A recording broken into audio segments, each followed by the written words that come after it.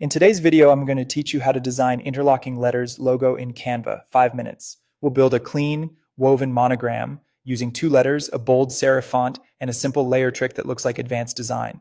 Open Canva and sign in. On the home page, choose a logo canvas so you get a square artboard with plenty of room to work. You can start from a blank canvas or open a logo template if you prefer having a color palette ready, but we'll focus on the letter treatment itself.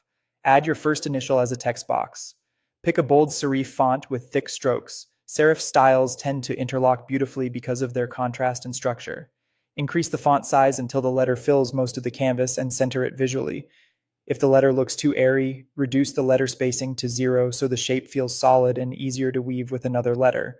Duplicate that text box, change it to your second initial, and position it to overlap the first. For clarity while you work, give each letter a different color so the overlap is easy to see.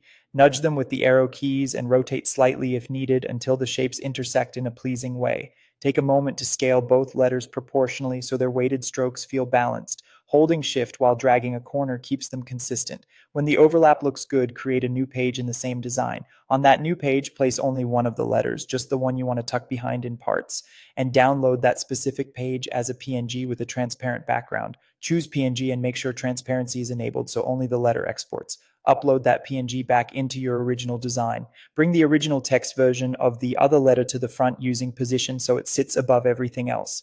Now drag the uploaded PNG onto the canvas and line it up exactly over its text counterpart.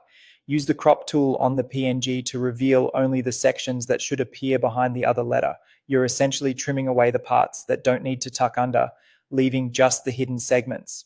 With the cropped PNG in place, move the original text letter over it and confirm the layer order. The front letter on top, the cropped PNG behind it, and any remaining background at the bottom. You should see a convincing woven effect where one letter passes over and under the other.